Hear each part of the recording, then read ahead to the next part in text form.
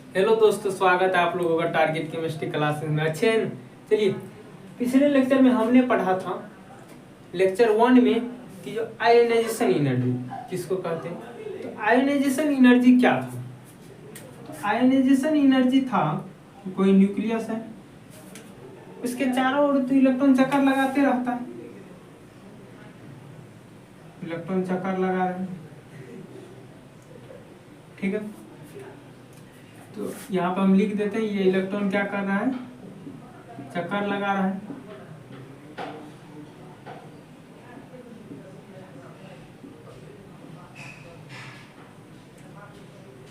ये न्यूक्लियस के चारों ओर इलेक्ट्रॉन चक्कर लगा रहा था। तो ये बाहर के जो इलेक्ट्रॉन होते थे ना, इसको हटाने के लिए जो एनर्जी की आवश्यकता होती थी, जो बाहर के इलेक्ट्रॉन को हटाने के लिए एनर्जी की आवश्यकता था, तो वो एनर्जी ये क्या कहलाता था? Ionization energy. मतलब इसको हटाने के लिए जो जितना एनर्जी की जरूरत होती है वही क्या कहलाता है? Ionization energy. मतलब इसको हटाने का काम करेंगे, एक इलेक्ट्रॉन को हटाने का। लेकिन ये इलेक्ट्रॉन एफिनिटी का है, ठीक है। इलेक्ट्रॉन एफिनिटी किसको कहेंगे? तो बाहर से कोई इलेक्ट्रॉन है उसको हम क्या करेंगे? ऐड करेंगे। पहले किसी को हटाए, जब इसको हटाते रिमूव करते हैं इलेक्ट्रॉन को तो आयोनाइजेशन एनर्जी। और जब इसको ऐड करते हैं, क्या करते हैं? ऐड करते हैं, तो ये क्या होता है? Electron affinity. यही क्या होता है? Electron affinity. मतलब बाहर से इलेक्ट्रॉन को अपने ओर खींचना, बाहर के इलेक्ट्रॉन को अपने ओर खींचना। किस चीज के द्वारा? न्यूक्लियस के द्वारा। वही क्या कहलाता है? इलेक्ट्रॉन एफिनिटी कहलाता है। इलेक्ट्रॉन एफिनिटी किसको कहते हैं? कि जो न्यूक्लियस जो अपना बल से बाहरी इलेक्ट्रॉन को खींचता है, अपने इलेक्ट्रॉन को नहीं है, या अपने कक्षा के इलेक्ट्रॉन की नहीं, बाहर के इलेक्ट्रॉन को। कोई बाहर का इलेक्ट्रॉन होगा, उसको क्या करेगा? ये खींचेगा, अपने एरिया में लाएगा। वही क्या कहलाता है? इलेक्ट्रॉन एफिनिटी कहलाता है। क्या कहलाता है? Electron affinity. तो इस प्रकार से इलेक्ट्रॉन एफिनिटी का मतलब क्या हो गया? कि इलेक्ट्रॉन को ऐड करना। ऐड करना क्या हम लोग के द्वारा ऐड करना? नहीं, हम लोग के द्वारा ऐड नहीं करना, ये अपने आप न्यूक्लियस क्या करेगा? इसको खींचेगा। तो इसको शॉर्ट में क्या बोलते हैं? ये बोलते हैं। अब देखिए, यदि साइज बड़ा होगा, क्या होगा? साइज बड़ा हो जाएगा तो खींचने की कैपेसिटी घट जाएगा। साइज बड़ा होने से खींचने की कैपेसिटी क्या होता है? घट जाता है। तो मतलब कि एक चीज बड़ा हो रहा है तो दूसरा चीज घट रहा है, मतलब खींचने की पावर घट रहा है। तो ये हम कह सकते हैं कि साइज का इनवर्सली प्रोपोर्शनल होता है। क्या बोलेंगे? साइज के इनवर्सली प्रोपोर्शनल होता है। मतलब यदि साइज बढ़ेगा तो इलेक्ट्रॉन एफिनिटी घटेगा, ठीक है। दूसरा क्या बोल सकते हैं? इलेक्ट्रॉन एफिनिटी बराबर,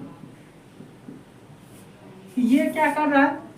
किसी बाहर के इलेक्ट्रॉन को जितना खींचेगा, इसका मतलब जितना जोर से खींचेगा, तो इसका मतलब क्या होगा? इलेक्ट्रॉन एफिनिटी उतना बढ़ रहा है, मतलब उतना पावर से उसको अपने ओर खींच लेगा। तो जो किसी चीज को खींचता है उसको क्या कहते हैं? न्यूक्लियस जब किसी चीज को खींचता है उसको कहते हैं जेड इफेक्टिव।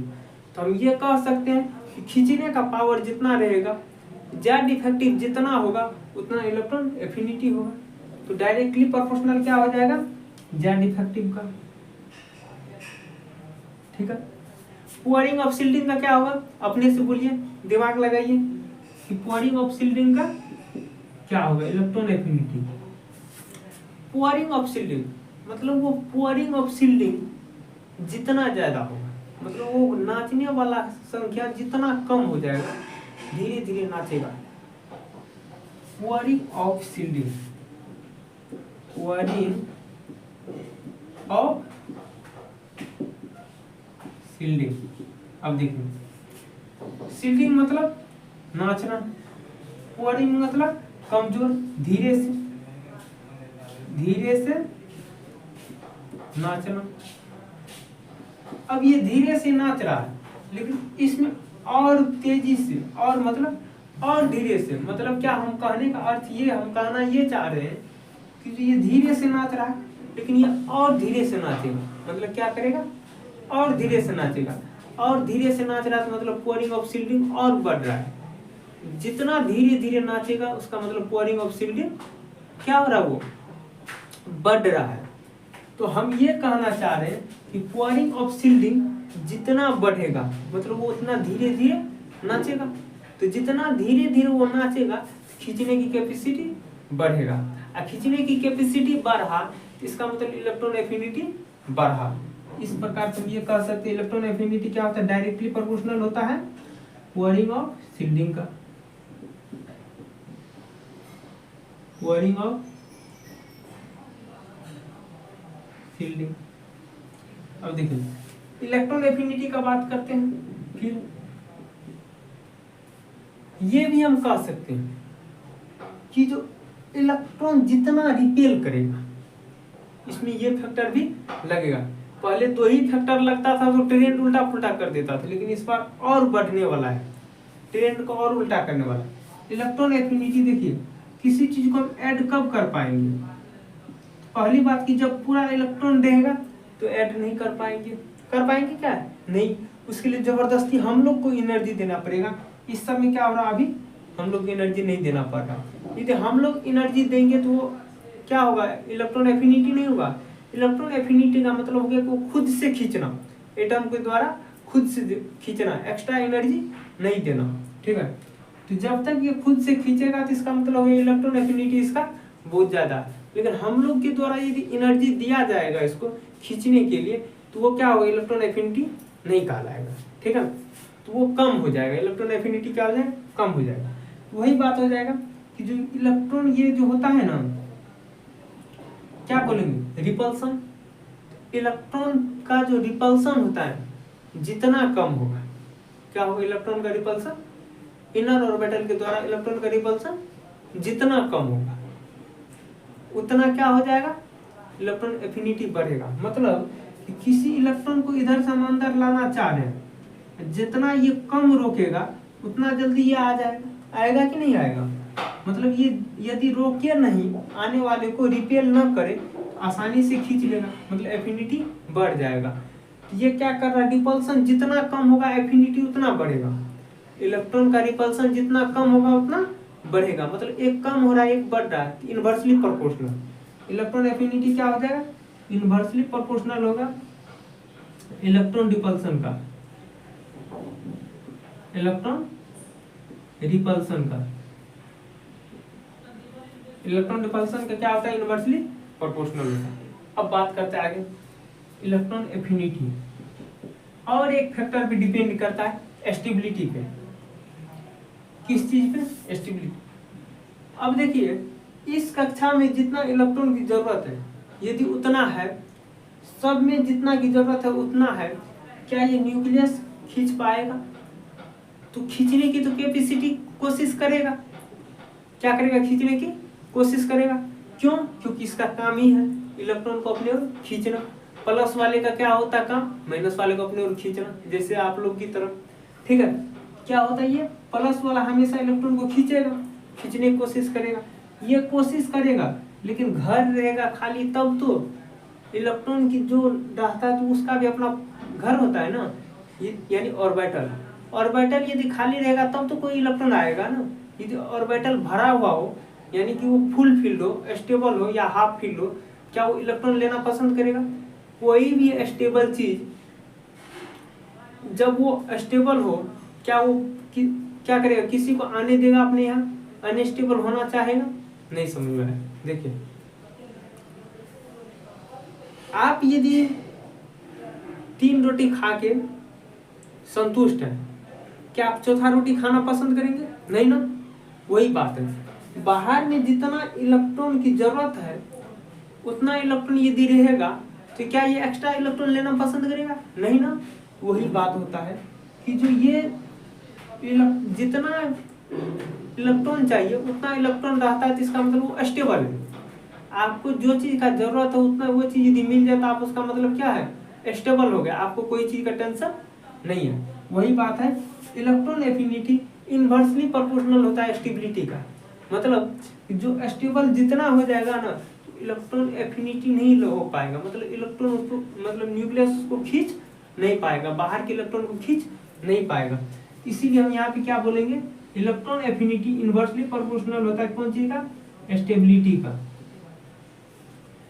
स्टेबिलिटी का क्या होगा, इनवर्सली प्रोपोर्शनल कैसे होगा, जितना इलेक्ट्रॉन की आवश्यकता था उतना इलेक्ट्रॉन पहले से है, तो अब यदि इलेक्ट्रॉन लेगा पूरा एटम में अनस्टेबल हो जाएगा, तो कोई स्टेबल है वो अनस्टेबल होना पसंद नहीं करेगा, इसीलिए खींचेगा लेकिन इलेक्ट्रॉन नहीं आएगा, जिस कारण एफिनिटी कम हो जाएगा। यदि खींचने की कैपेसिटी ज्यादा हो, घर खाली रहेगा, इलेक्ट्रॉन कम रहेगा, तो जल्दी खींच लेगा।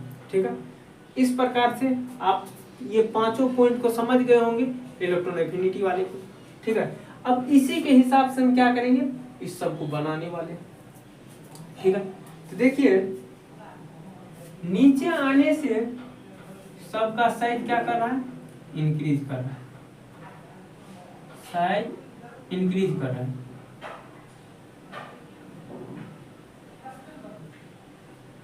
इसीलिए इलेक्ट्रॉन एफिनिटी क्या होगा, बढ़ेगा घटेगा, देखिए उल्टा होता है, यदि साइज घट रहा है इलेक्ट्रॉन एफिनिटी बढ़ेगा।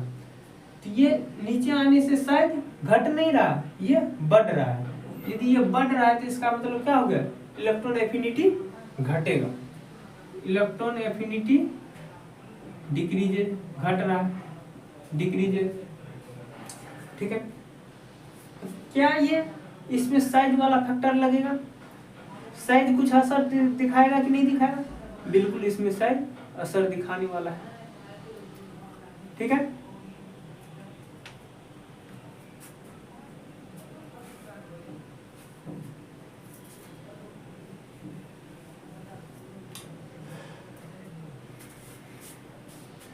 तो नीचे से ऊपर जाएगा इसमें तो इलेक्ट्रॉन एफिनिटी बढ़ेगा।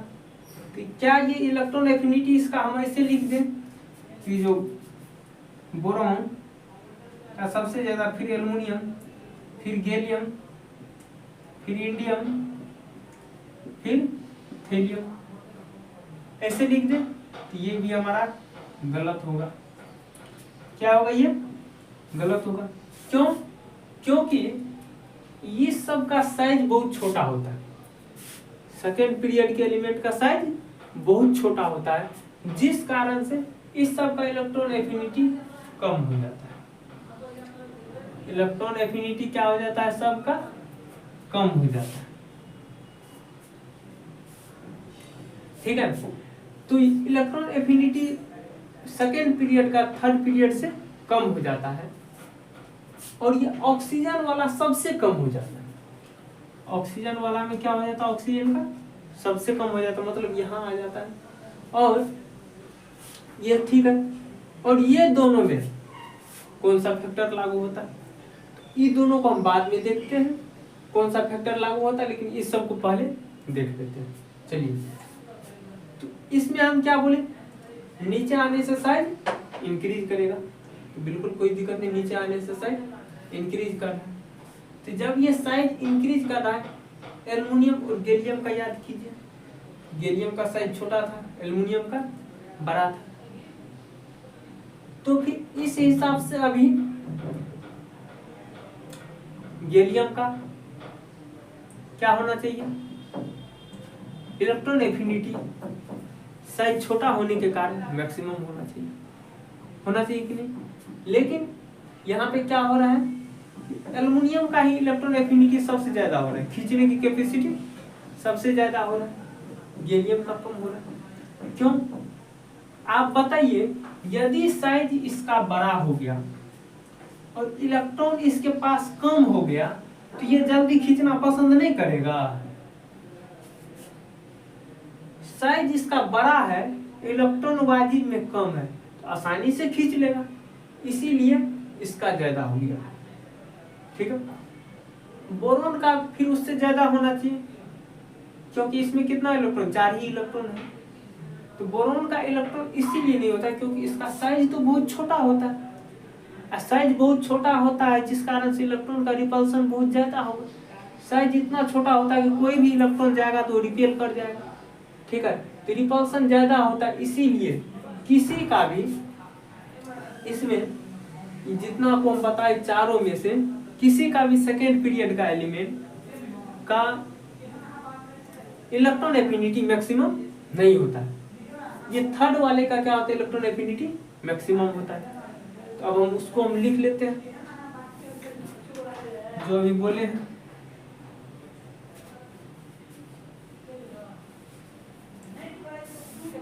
तो इलेक्ट्रॉन एफिनिटी इसका यदि हम बात करें तो क्या हो जाएगा, देखिए सबसे ज्यादा इलेक्ट्रॉन एफिनिटी हो जाएगा एल्युमिनियम का, फिर किसका हो जाएगा, फिर बोरोन का, फिर गैलियम का, इंडियम का और थेलियम का, ठीक है।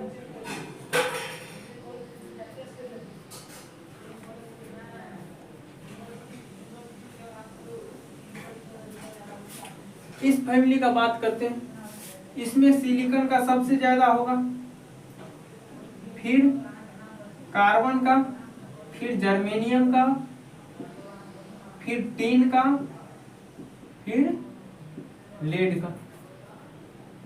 इस फैमिली में किसका होगा, अभी हम बोले बात नहीं करेंगे, इसका बात करते हैं। तो नीचे आने से इसमें भी साइज इंक्रीज किया, इसीलिए इलेक्ट्रॉन एफिनिटी घटा। ऊपर का इलेक्ट्रॉन एफिनिटी ज्यादा हुआ, फिर इसका हुआ। क्यों कार्बन का इलेक्ट्रॉन एफिनिटी ज्यादा नहीं हुआ, क्योंकि इसका साइज छोटा होता है और उसमें ये वाला फैक्टर लागू हो जाता है, इलेक्ट्रॉन रिपल्सन। इलेक्ट्रॉन का रिपल्सन बहुत ज्यादा होने के कारण इलेक्ट्रॉन एफिनिटी घट जाता है। इसका बात करते हैं, नीचे आने से साइज बढ़ता है, नीचे आने से साइज इंक्रीज करता है, इलेक्ट्रॉन एफिनिटी क्या होगा, घट जाएगा।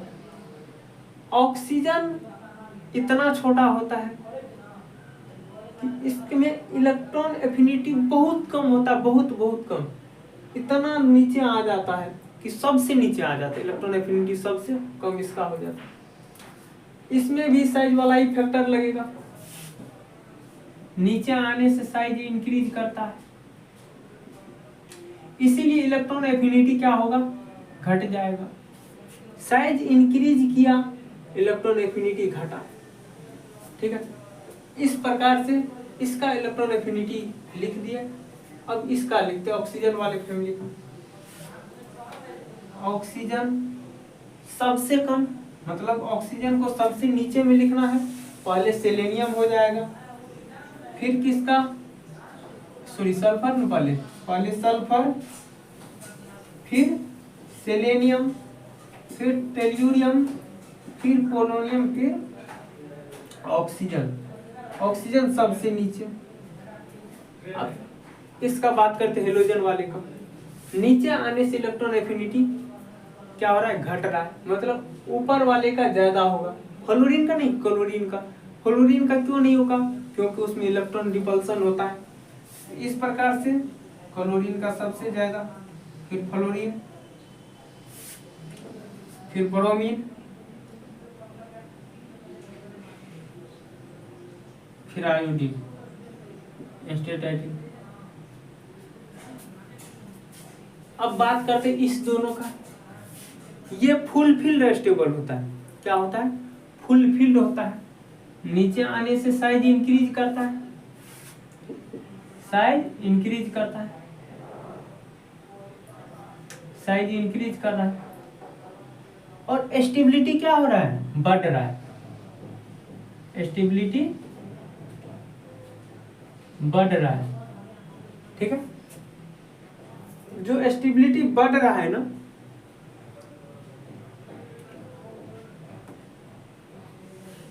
तो नीचे आने से क्या होना चाहिए था, इलेक्ट्रॉन एफिनिटी घटना चाहिए था, लेकिन इसका इलेक्ट्रॉन एफिनिटी नीचे आने से बढ़ता है। क्यों बढ़ता है? इसमें ये वाला फैक्टर लागू हुआ, इलेक्ट्रॉन रिपल्सन। छोटा साइज है, रिपेल ज्यादा करता है, और बड़ा साइज हुआ, सब में भरा तो पूरा ही है। देखिए इलेक्ट्रॉन की कमी किसी में नहीं है, सब पे फुल फिल्ड है, कोई लेना पसंद नहीं करेगा। लेकिन जैसे जैसे नीचे आते जाएगा ना, खींचने की कैपेसिटी बढ़ेगा, लेकिन साइज भी बड़ा होगा।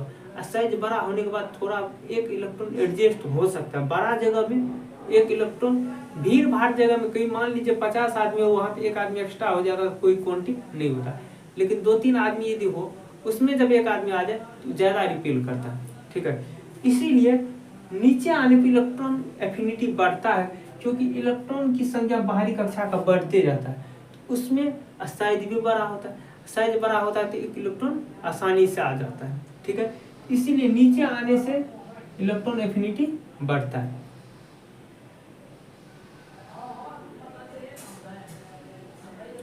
नीचे आने से क्या होता है? इलेक्ट्रॉन एफिनिटी बढ़ता है। इसमें भी वही बात होता है, ये हाफ फील्ड होता है, फुल फील्ड नहीं। ये क्या होता है? हाफ फील्ड होता है। इसमें भी वही वाला ट्रेंड लगता है, इलेक्ट्रॉन रिपल्सन होने के कारण नीचे आने से, ये भी हम लिख ही देते हैं सारा। इस साइज नीचे आने से इंक्रीज करता है, स्टेबिलिटी बढ़ता है। स्टेबिलिटी तो हमेशा बराबर है, सब बढ़ता ही है। यहाँ पे ये लिखना गलत हो जाएगा कि ऊपर जाने से स्टेबिलिटी बढ़ता है। स्टेबिलिटी स्टेबल ठीक है, स्टेबल होता है, लेकिन नीचे आने से रिपल्सन कम होता है।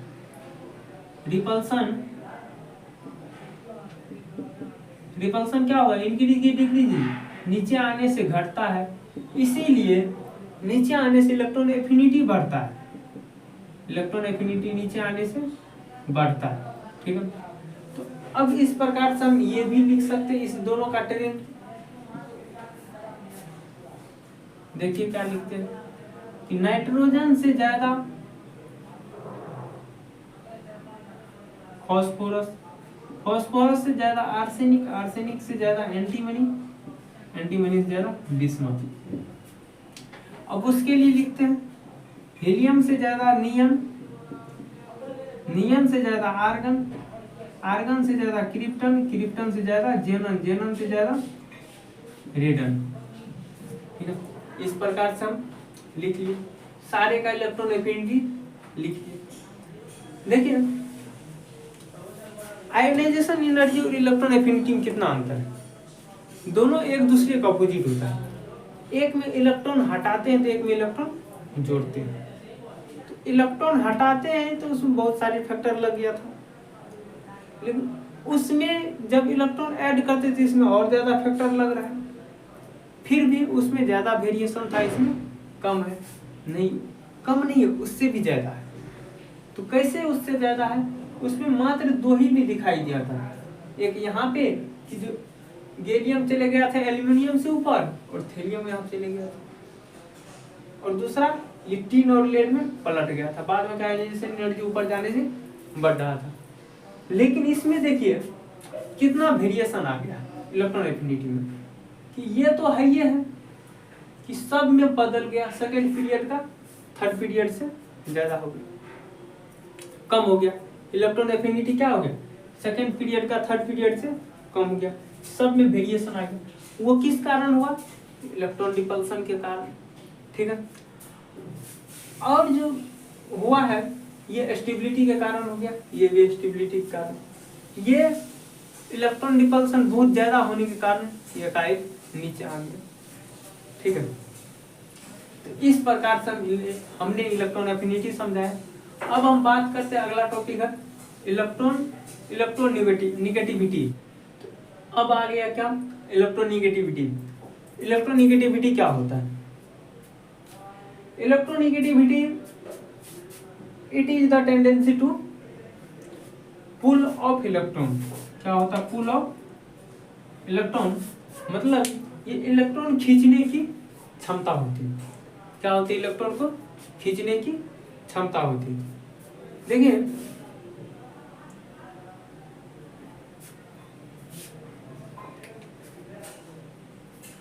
कुल बॉन्डेड इलेक्ट्रॉन होगा, कुल it is the tendency to pull bonded electron.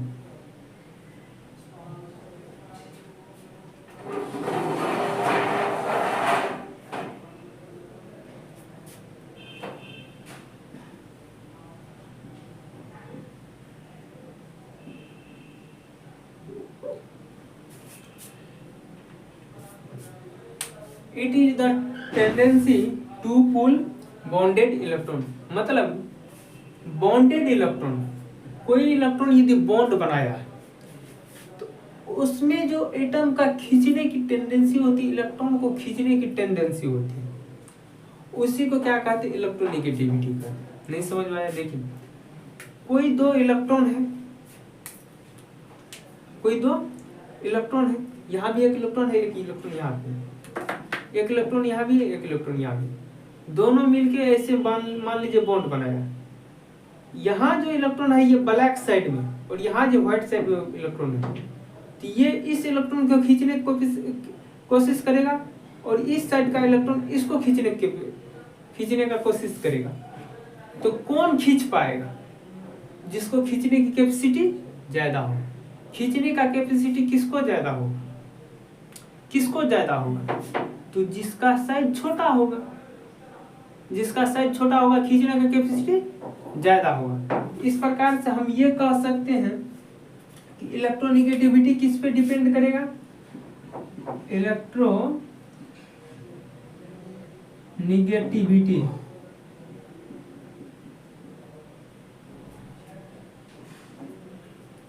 Inversely proportional होता है साइज का।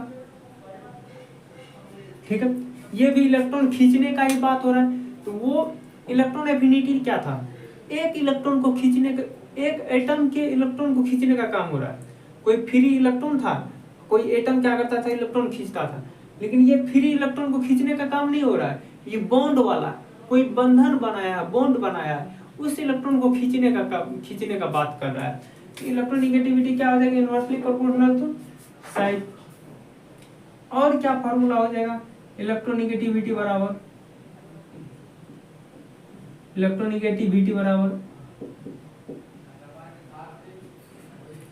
डायरेक्टली प्रोपोर्शनल हो जाएगा जेड इफेक्टिव का। ठीक है, अब देखिए, तो नीचे आने से साइज बढ़ता है, नीचे आने से साइज बढ़ता है। यहां लिखेंगे साइज इंक्रीजेज, बढ़ रहा है, इसीलिए इलेक्ट्रोनेगेटिविटी घटेगा। इलेक्ट्रोनेगेटिविटी क्या होगा? En। इलेक्ट्रोनेगेटिविटी को शॉर्ट में क्या लिखेंगे? En। इलेक्ट्रोनेगेटिविटी क्या होगा? घटेगा। नीचे आने से साइज बढ़ रहा है, इसीलिए इलेक्ट्रोनेगेटिविटी नीचे आने से घट रहा है। मतलब साइज बढ़ेगा तो इलेक्ट्रोनेगेटिविटी घटेगा। इसमें भी वही बात हो रहा है, साइज घट रहा है, नीचे आने से साइज बढ़ रहा है, लेकिन इलेक्ट्रोनेगेटिविटी घटेगा। ऊपर जाने से साइज बढ़ेगा कि घटेगा? घटेगा। इलेक्ट्रोनेगेटिविटी बढ़ेगा। मतलब एक दूसरे का अपोजिट, जिधर साइज बढ़ रहा है उधर इलेक्ट्रोनेगेटिविटी घटेगा, जिधर इलेक्ट्रोनेगेटिविटी बढ़ रहा है उधर साइज घटेगा। तो नीचे आने पे तो सबका साइज घटता है, साइज नीचे आने से बढ़ता है ना, साइज बढ़ता है लेकिन इलेक्ट्रोनेगेटिविटी घटता है।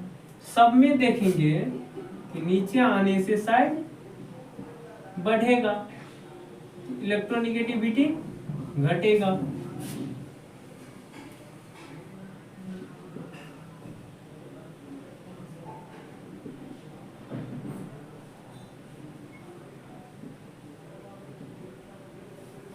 इसमें भी वही होगा, लेकिन इनर्ट या नोबल गैस में ये तीनों किसी से नहीं लेता है ना किसी को देता है, ये इनर्ट है। लेकिन ये तीनों का इलेक्ट्रोनेगेटिविटी क्या है?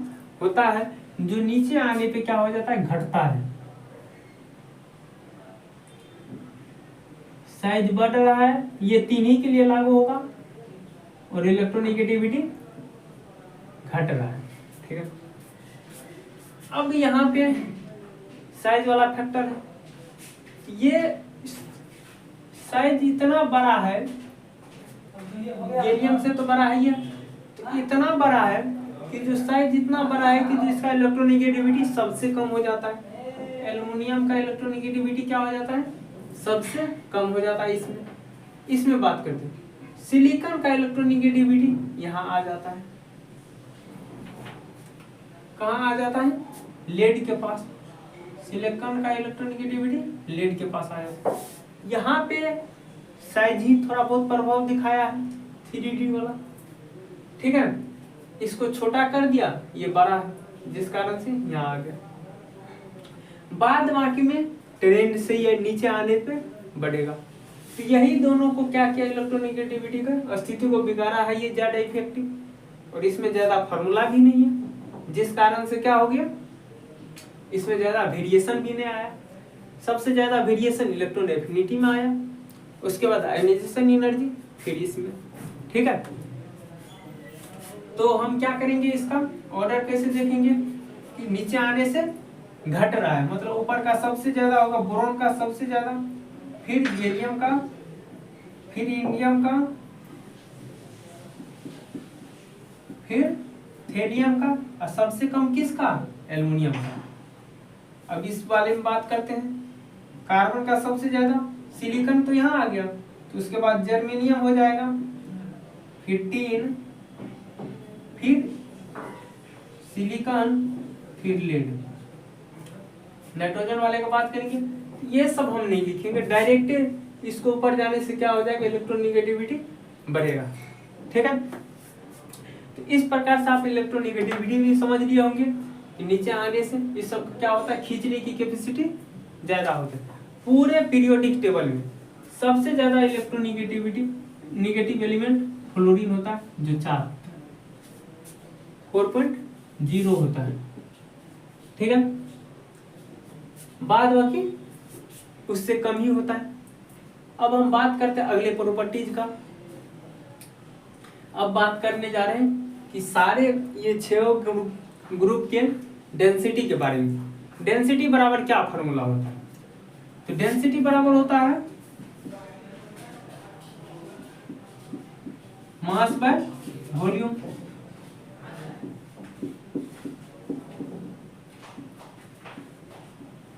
मास बाय वॉल्यूम, तो 1 मोल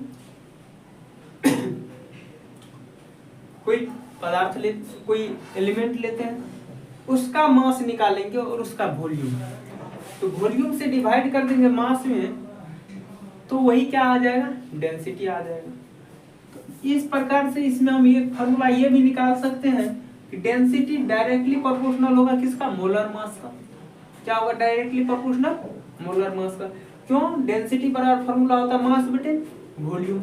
मास बटे वॉल्यूम होता है, तो इसका मतलब ये हो गया कि 1 मोल एलिमेंट में मास कितना है, उसका वॉल्यूम कितना है। ठीक है, उसी से पता चल जाएगा कि किसका डेंसिटी ज्यादा है और कम है। उसके लिए हम एक फार्मूला, ऐसे भी एक फार्मूला ये भी होता है कि डेंसिटी बराबर क्या हो जाएगा, डायरेक्टली प्रोपोर्शनल मास का। डेंसिटी क्या हो जाएगा, डायरेक्टली प्रोपोर्शनल मास का, क्योंकि ये भी ऊपर में ये भी ऊपर में, डायरेक्टली प्रोपोर्शनल मास हो जाएगा। यहाँ मोलर मास लिखते हैं ताकि पता चल जाए 1 मोल का बात हो रहा है। डेंसिटी क्या हो जाएगा, डायरेक्टली प्रोपोर्शनल मोलर मास। अब बात करते हैं इसका वॉल्यूम का। देखिए, डेंसिटी का इनवर्सली प्रोपोर्शनल होता है। क्या होता है, ये उल्टा है, ये डेंसिटी ऊपर में है तो ये क्या है, नीचे में। डेंसिटी का क्या हो जाएगा, इनवर्सली प्रोपोर्शनल।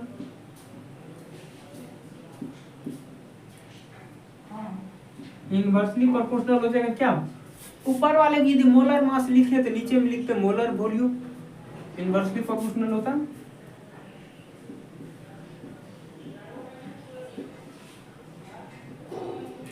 यदि इन दोनों से पता न चले डेंसिटी किसका ज्यादा होगा, तब तीसरा फार्मूला का यूज करेंगे। वो होता है क्या, डेंसिटी बराबर डायरेक्टली प्रोपोर्शनल होता है metallic bond strength, bond strength. ये तीनों फार्मूला से क्या होता है, डेंसिटी निकलता है। ठीक है, तो इस प्रकार से हम क्या करेंगे, इस समय डेंसिटी देखेंगे। तो देखिए सही से यदि समझा जाए तो डेंसिटी बराबर एक ही फार्मूला ये होता है। इससे ना क्लियर हो तो ये होगा, इसमें कोई लफड़ा नहीं है। क्यों, मोलर मास का बात हो रहा है, नीचे आने से मोलर मास बढ़ता है। अब मोलर मास बढ़ता है तो वॉल्यूम भी बढ़ता है। सबका मोलर मास बढ़ रहा है, सबका वॉल्यूम बढ़ रहा है, तो जिस कारण से क्या हो जाएगा, इसका डेंसिटी नीचे की ओर बढ़ेगा। क्योंकि यहां लिख देते हैं एम मास मतलब मोलर मास इंक्रीज कर रहा है, इसीलिए डेंसिटी इंक्रीज करेगा। डेंसिटी नीचे की ओर आने पे इंक्रीज करेगा।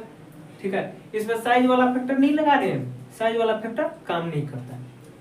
नीचे आने से इसका भी मोलर मास बढ़ रहा है, वॉल्यूम भी बढ़ रहा है। इसका मतलब क्या होगा, इसमें भी नीचे आने से मोलर मास बढ़ेगा, डेंसिटी नीचे आने से बढ़ता है। इसमें भी वही होगा कि मोलर मास बढ़ता है नीचे आने से, इसीलिए डेंसिटी बढ़ेगा। कहाँ, नीचे जाने से।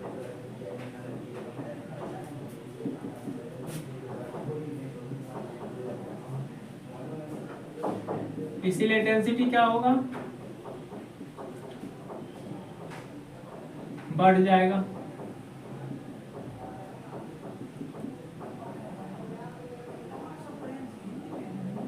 इंक्रीज करता है, डेंसिटी बढ़ जाएगा।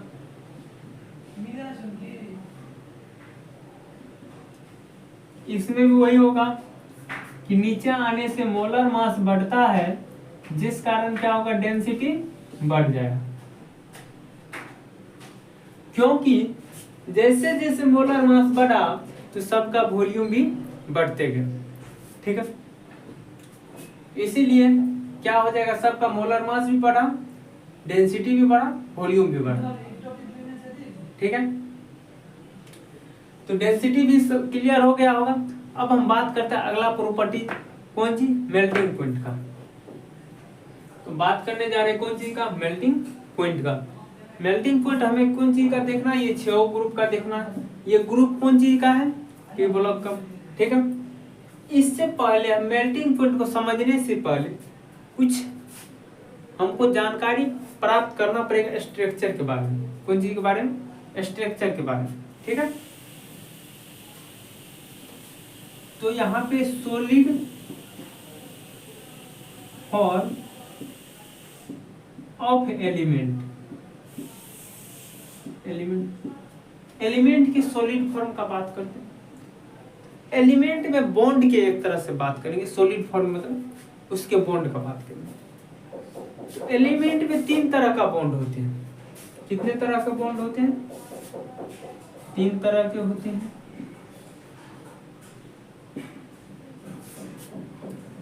पहला होते हैं कि मेटालिक बॉन्ड, मेटल वाला।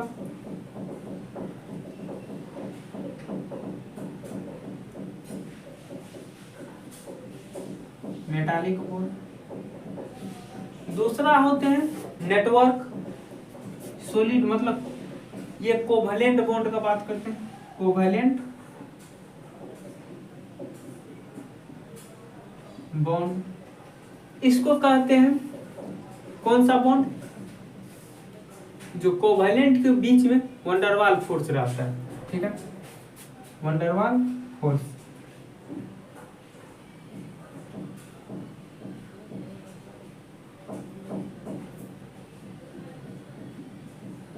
Covalency van der Waals force.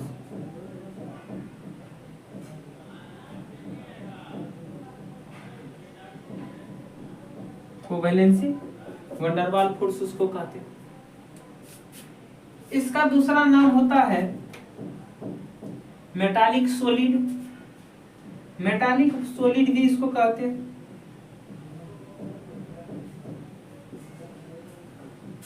इसको क्या कहते हैं? इसका एक नाम होता है नेटवर्क सॉलिड।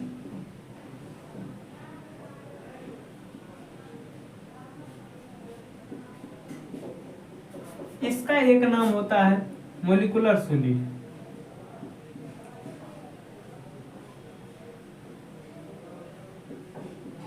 मॉलिक्यूलर सॉलिड, ठीक है। ये क्या होता है, ये क्या होता है, ये क्या होता है? जब दो एटम के बीच में इलेक्ट्रॉन हो और दोनों एटम इलेक्ट्रॉन को खींचने का कोशिश करें और इसमें और कोई फोर्स न लगे, उसी को क्या कहेंगे? मेटालिक सॉलिड या मेटालिक बॉन्ड कहेंगे। देखिए मेटल है, मेटल के दो एटम लिए, दोनों एटम के बीच में क्या होता है? इलेक्ट्रॉन होता है, फ्री इलेक्ट्रॉन। दो मेटल के बीच में क्या होता है? फ्री इलेक्ट्रॉन होता है। दोनों एटम क्या करेगा? उस फ्री इलेक्ट्रॉन को खींचना चाहेगा। खींचना जो चाहता है तो वो बराबर होता है, बराबर दूरी पे होता है, न ये खींच पाता है न ये खींच पाता है, जिस कारण उसका बॉन्ड बहुत मजबूत होता है। इसीलिए उसको क्या कहते हैं? मेटालिक बॉन्ड कहेंगे, ऐसा बॉन्ड को। लेकिन एक ऐसा बॉन्ड होगा जो बॉन्ड बनाया हुआ रहेगा कोवैलेंट बॉन्ड, मतलब लगातार, उसमें फ्री इलेक्ट्रॉन नहीं होगा। क्या होगा? उसमें फ्री इलेक्ट्रॉन नहीं होगा। एग्जाम्पल के लिए जैसे कार्बन होता है, कार्बन के बीच क्या होता है? सिंगल बॉन्ड होता है, इसमें फ्री इलेक्ट्रॉन नहीं होता है। तो वही क्या हो गया? वो नेटवर्क सॉलिड हो जाएगा, जिसमें भी हो। और यहाँ पे element molecular solid, molecular solid में तो मॉलिक्यूल के बीच में कोवैलेंट बॉन्ड होता है, लेकिन मॉलिक्यूल और मॉलिक्यूल के बीच में क्या होता है? वंडरवाल फोर्स होता है। दो मॉलिक्यूल के बीच में वंडरवाल फोर्स होता है, लेकिन एक ही मॉलिक्यूल में कोवैलेंट बॉन्ड होता है। तो हम मॉलिक्यूल के बीच में जो कोवैलेंट बॉन्ड होता है उसका बात नहीं करेंगे, क्योंकि एक मॉलिक्यूल दूसरे मॉलिक्यूल से वंडरवाल फोर्स से जुड़ा हुआ रहता है। तो जो वंडरवाल फोर्स से जुड़ा हुआ रहेगा तो उसको क्या कहेंगे? मॉलिक्यूलर सॉलिड, ठीक है। तो यहाँ पे लिख देते हैं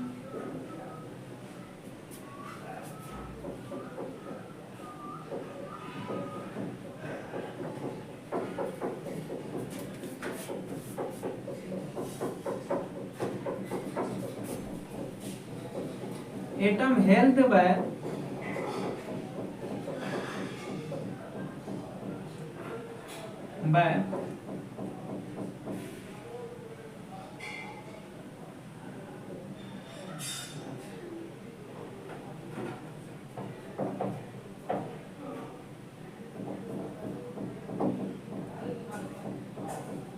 मेटालिक बॉन्ड। इसमें एटम कौन चीज के द्वारा पकड़ा हुआ रहता है?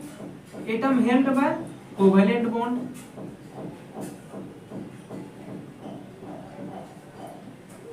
Atom held by covalent bond.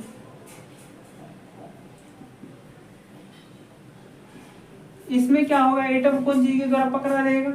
इसमें एटम होता ही नहीं, इसमें मॉलिक्यूल पकड़ा हुआ रहता है। Molecule covalency molecule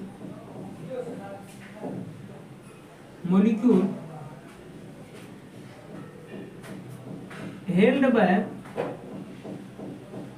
van der Waals force.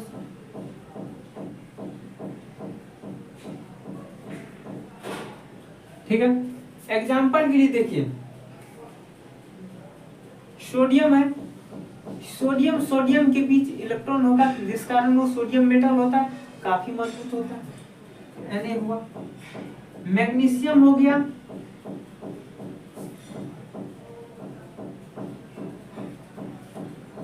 Scandium हो गया। अब इसका बात करते हैं, इसमें या फिर यहाँ बिस्मथ लिख देते हैं। कोवैलेंट सॉलिड मतलब जो कार्बन कार्बन हो या फिर कोई भी उस कोवेलेंट बॉन्ड के द्वारा जुड़ा हुआ हो। जैसे एग्जांपल के लिए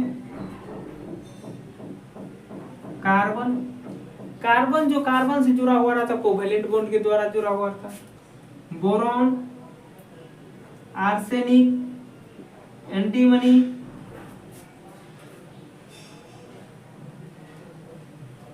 सिलिकॉन, ये सब हुआ।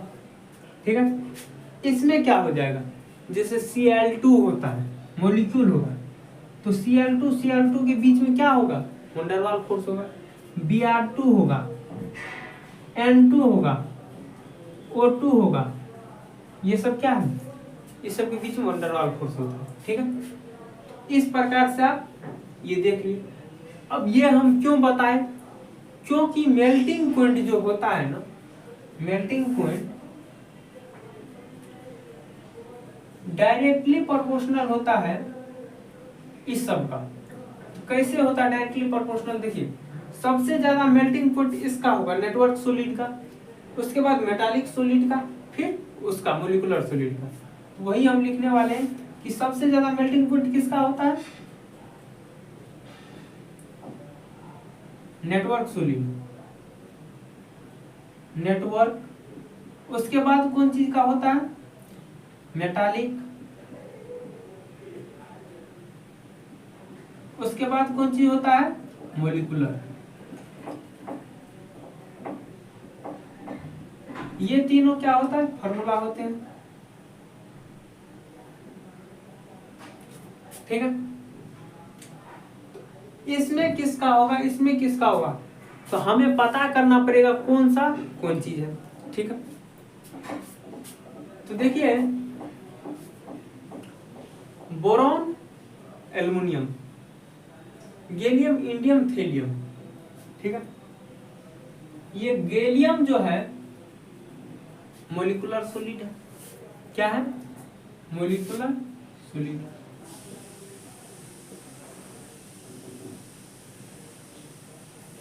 ठीक है,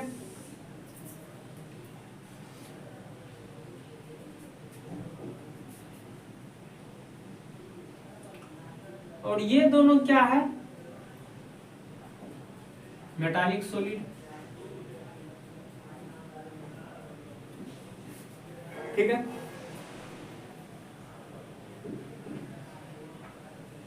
ये क्या है, ये भी, ये है नेटवर्क सॉलिड। ये क्या है, मेटालिक सॉलिड।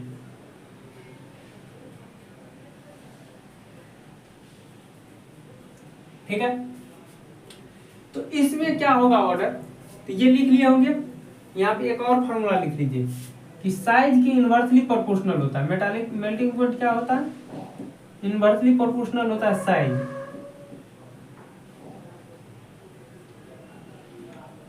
साइज के इनवर्सली प्रोपोर्शनल होते हैं। ठीक है, तो ये साइज के क्या होते हैं, इनवर्सली प्रोपोर्शनल होते हैं। तो ये आप देख लीजिए, और अब इसको हम मिटाने वाले हैं।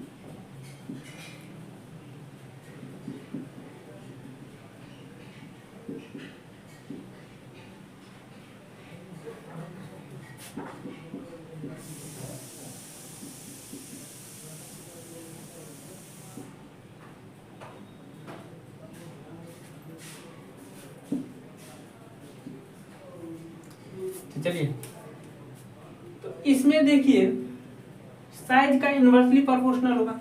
एक तो चीज तो पता है कि साइज का यदि इनवर्सली प्रोपोर्शनल है तो नीचे आने से सबका क्या होगा, नीचे आने से मेल्टिंग पॉइंट इंक्रीज करेगा। क्यों, साइज इनकी घट रहा है, बढ़ रहा है, साइज बढ़ रहा है, इसीलिए मेल्टिंग पॉइंट नीचे आने से डिक्रीज करेगा। नीचे आने से घटेगा।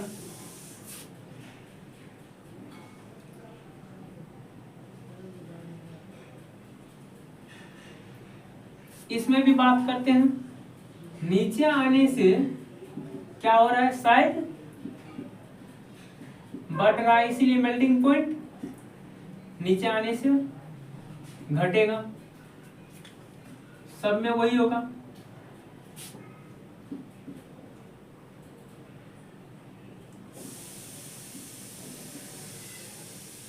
घटेगा, लेकिन इस सब को छोड़ के इधर का बात करते हैं।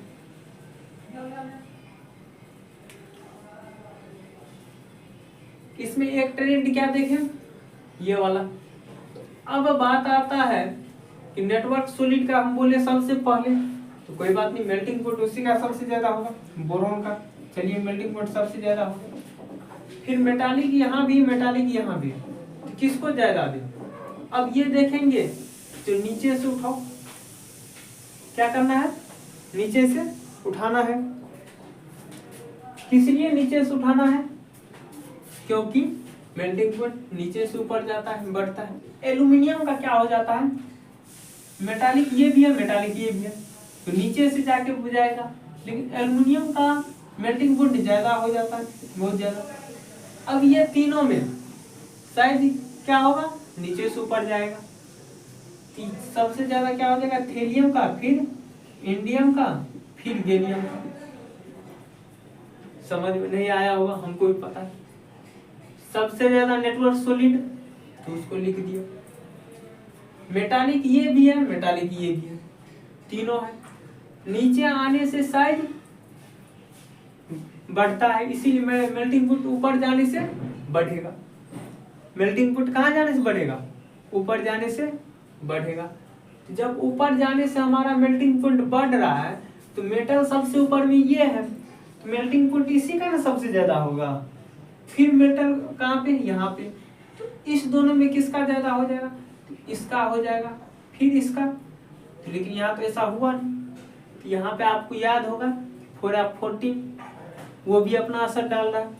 तो यहाँ पे क्या हो जाएगा, थेलियम का ज्यादा, फिर इंडियम का, तब गैलियम का होता है। ठीक है,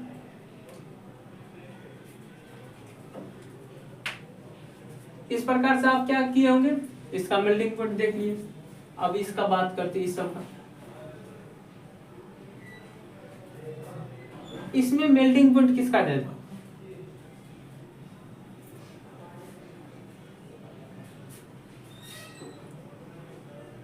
ये और ये तीनों कौन सी होता है, ये तीनों होता है नेटवर्क सॉलिड। नेटवर्क सॉलिड होता है कि नहीं होता, चलिए। और ये होता है मेटल।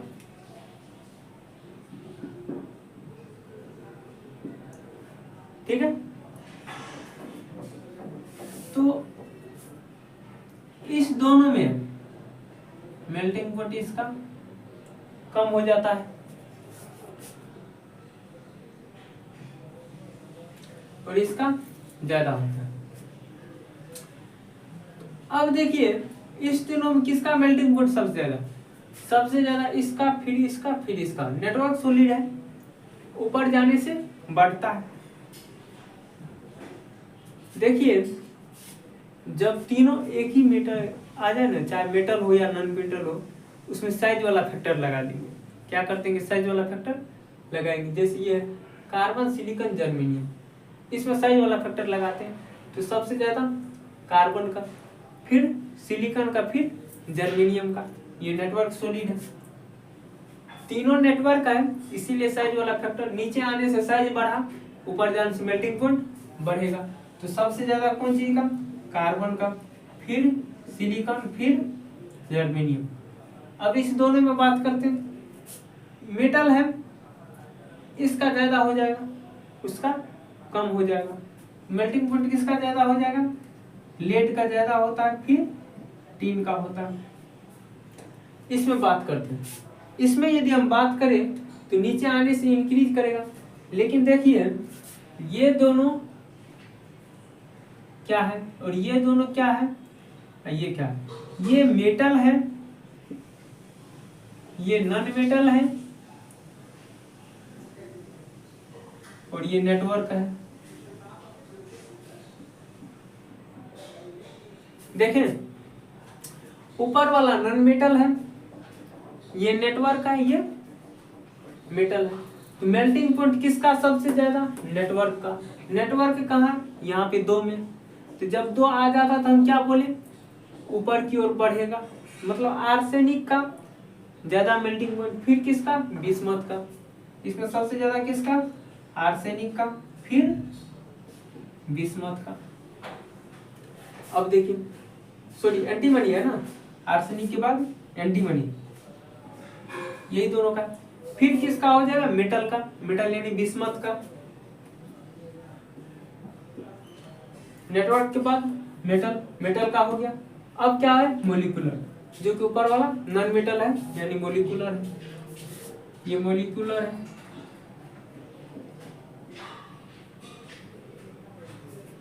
ठीक है, तो मोलिकुलर दोनों हो गया। तो नीचे ऊपर जाने पे क्या कर दे? नाइट्रोजन का ज्यादा कर दे, इसका कम कर दे? नहीं, यहाँ भी एक और फैक्टर लग रहा है। नाइट्रोजन गैस है और ये सॉलिड है, तो सॉलिड का मेल्टिंग पॉइंट क्या होता है? ज्यादा होता है गैस की तुलना में। तो सॉलिड का मेल्टिंग पॉइंट क्या हो रहा है? ज्यादा होगा, इसीलिए यहाँ पे फास्फोरस का क्या हो जाएगा? मेल्टिंग पॉइंट ज्यादा होगा, तब नाइट्रोजन का होगा। दोनों मोलिकुलर सॉलिड है, यदि दोनों गैस ही रहता तब इसका मेल्टिंग पॉइंट ज्यादा हो जाता, लेकिन दोनों गैस नहीं है, एक गैस है एक सॉलिड है, जिस कारण इसका मेल्टिंग पॉइंट ज्यादा हो गया, इसका कम हो गया। अब बात करते हैं इसमें, इस सब में क्या होता है? कोई दिक्कत नहीं, नीचे आने से बढ़ता है, नीचे आने से बढ़ता है, लेकिन हाँ ये ऊपर चले जाता है। पोलोनियम का क्या होता है? मेल्टिंग पॉइंट ज्यादा होता है टेल्यूरियम से। क्यों क्यों क्यों? पोलोनियम मेटल है, ठीक है। तो इस प्रकार से इसका क्या हो जाएगा? किधर की ओर होगा? नीचे आने से मेल्टिंग पॉइंट घटेगा, ऊपर जाने से बढ़ेगा नहीं। इसमें ऊपर जाने से मेल्टिंग पॉइंट घटता है। इसमें क्या होगा? साइज बढ़ने से, साइज इधर नीचे जाने से बढ़ता है, लेकिन मेल्टिंग पॉइंट क्या हो रहा है? इसमें नीचे जाने से बढ़ता है, मतलब नीचे की ओर ही बढ़ता है। ऐसा क्यों? क्योंकि ऊपर में गैस है, ठीक है, ये सब सॉलिड है, लेकिन बीच में क्या है? नेटवर्क सॉलिड है, इसीलिए क्या होता है? ये भी नेटवर्क ही सॉलिड है, दोनों नेटवर्क सॉलिड है। नीचे आने से मेल्टिंग पॉइंट बढ़ रहा है, तो इसमें क्या हो जाएगा? सबसे ज्यादा किसका? टेल्यूरियम का हो जाएगा। फिर किसका होगा? टेल्यूरियम के बाद पोलोनियम। क्या बोले हम? पोलोनियम का टेल्यूरियम से कम होता है कि ज्यादा होता है मेल्टिंग पॉइंट? पोलोनियम से कम होता है, सॉरी टेल्यूरियम से कम होता है पोलोनियम का। अब किसका होगा? सेलेनियम का, फिर सल्फर, फिर ऑक्सीजन। अब उसका बात करते हैं। इसमें भी वही बात है कि नीचे आने से ये गैस सब है ना, ये सब, ये दोनों गैस, ये लिक्विड, ये सब सॉलिड। तो सॉलिड का मेल्टिंग पॉइंट ज्यादा, फिर लिक्विड, फिर गैस। तो नीचे आने से मेल्टिंग पॉइंट बढ़ेगा। इसका मतलब क्या हो गया? एस्टेटाइटिन का सबसे ज्यादा, एस्टेटाइन का सबसे ज्यादा, फिर आयोडीन, फिर ब्रोमीन, फिर क्लोरीन, फिर फ्लोरीन। इस प्रकार से मेल्टिंग पॉइंट हो गया। अब इसका बात करते हैं इनर्ट गैस का। इनर्ट गैस में नीचे आने से मेल्टिंग पॉइंट बढ़ेगा। क्या होगा? इसमें नीचे आने से मेल्टिंग पॉइंट बढ़ता है। क्यों? सब गैस ही है, सब गैस ही है, तो इसका मतलब साइज नीचे आने से बढ़ रहा है। साइज बढ़ रहा है तो गैस के लिए ट्रेंड अलग आता है, ठीक है। तो ये नीचे आने से क्या होता है? गैस मेल्टिंग पॉइंट बढ़ता है।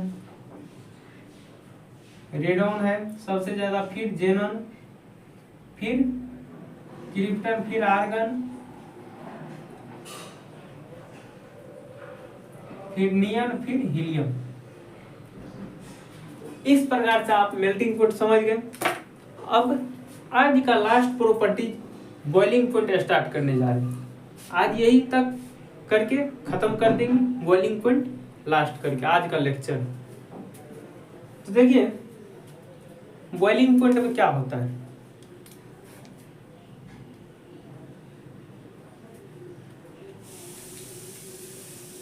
बॉइलिंग पॉइंट में ये दोनों में मेटल होता है, ये दोनों गैस होता है, ठीक है, नॉन मेटल होता है, और इस दोनों में मेटलॉइड्स होता है प्रॉपर। तो इसका melting point, boiling point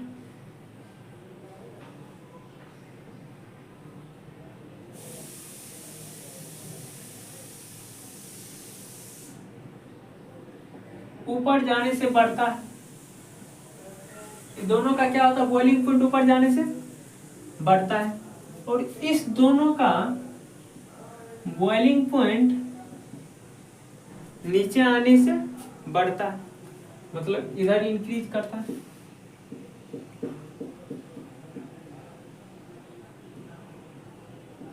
point increase, इसमें बीपी क्या होगा, इंक्रीज करेगा। इसमें ऊपर की ओर बॉइलिंग पॉइंट इंक्रीज करता है, इसमें भी ऊपर की ओर इंक्रीज करता है।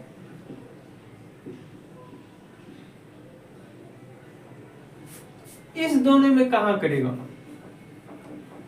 इस दोनों में नीचे की ओर आने पे इंक्रीज करता है बॉइलिंग पॉइंट। क्यों? क्योंकि ये दोनों में मैक्सिमम मेटलॉइड्स मेटल होता है, इसमें मेटल प्योर यही तो है, ठीक है, जिस कारण से इसका मेल्टिंग पॉइंट ज्यादा हो जाता है, सॉरी बॉइलिंग पॉइंट, इसका भी बॉइलिंग पॉइंट ज्यादा हो जाता है मेटल होने के कारण, बाद बाकी नीचे आने से बढ़ता है।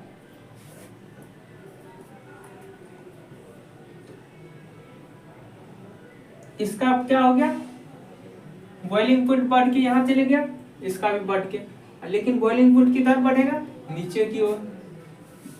बॉइलिंग पॉइंट नीचे की ओर आने से इंक्रीज करता है, बीपी इंक्रीजेज, इसका भी क्या हो जाएगा, नीचे की ओर आने से इंक्रीज करेगा।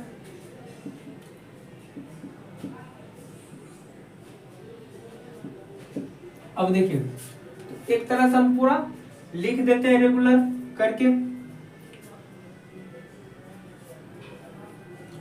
सबसे ज्यादा बोरॉन का, फिर एल्युमिनियम का, फिर गैलियम का, फिर इंडियम का, फिर थेलियम का, ये हुआ बॉइलिंग पॉइंट का ऑर्डर।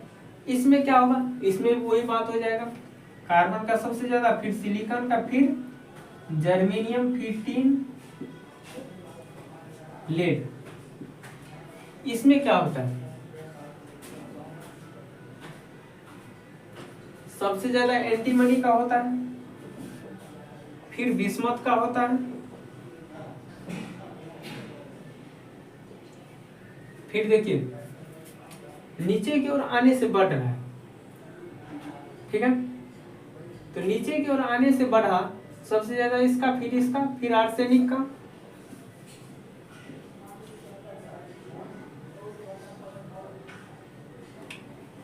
फिर फास्फोरस का, फिर नाइट्रोजन का।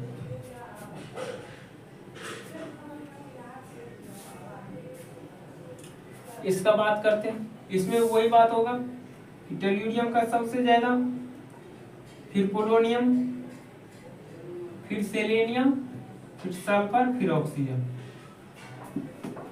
इसका बात करते हैं, एस्टेटाइटिन का सबसे ज्यादा, फिर आयोडीन, ब्रोमीन, क्लोरीन, फिर फ्लोरीन।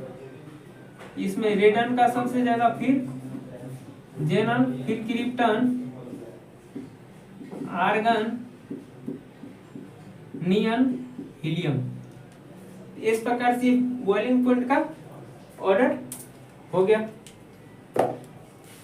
और मेल्टिंग पॉइंट और बॉइलिंग पॉइंट ये एक फिजिकल प्रॉपर्टीज है, इसका कोई सटीक निकालने का आंसर नहीं है, ठीक है। ये एक्सपेरिमेंटल ही बताया गया है कि किसका ज्यादा होगा किसका कम होगा। बहुत जगह पढ़ाते हैं सर लोग कि जो बॉइलिंग पॉइंट मोलिकुलर वेट पे डिपेंड करता है, मतलब नीचे आने से इंक्रीज कर रहा है, ठीक है, इधर इंक्रीज कर रहा है, लेकिन इस दोनों में देखिए क्या कार्बन का मोलिकुलर वेट इससे ज्यादा होता है क्या? नहीं होता। फिर भी यहाँ क्यों हुआ बॉइलिंग पॉइंट? क्योंकि ये मेटल है, ठीक है। इस प्रकार से वो रूल लागू गैस के लिए होगा, ठीक है। तो इस प्रकार से हम क्या कह सकते हैं कि जो melting point, boiling point, ionization energy, electron affinity, density, ये सब क्या कर दिए, अच्छे से पढ़ा दिए, खत्म कर दिए। फिर अगले दिन चलेंगे अब से क्या, ग्रुप वाइज ग्रुप, मतलब केवल नेट, जैसे अब ये दोनों ग्रुप को हम छोड़ देंगे, स्टार्ट कहाँ से करना है, नाइट्रोजन से। ये सब बेसिक प्रॉपर्टीज था जो बहुत ज्यादा इंपॉर्टेंट था, इसीलिए हम क्या किए, इस दोनों को भी मिला दिए। और यही दोनों में ज्यादा वेरिएशन आया, किस चीज के कारण, 3D कारण और 4F14 के कारण। अब जो हम स्टार्ट करेंगे नाइट्रोजन, ऑक्सीजन, फ्लोरीन और इनर्ट, ये चार को ही लेके चलेंगे। अब चारों में स्पेशल यदि नाइट्रोजन फैमिली चलेगा तो इसी का चलेगा, इसमें भी एक ही एलिमेंट का चलेगा, पूरा गुण प्रॉपर्टीज और हर चीज बताना है। फिर इसका चलेगा, फिर ऐसे, इस प्रकार से जिस दिन ये पूरा खत्म हो जाएगा उस दिन हमारा पी ब्लॉक खत्म। तो हम आशा करते हैं, उम्मीद भी करते हैं कि आपको समझ में आ गया हो। आज के लिए बस इतना ही। थैंक यू, धन्यवाद।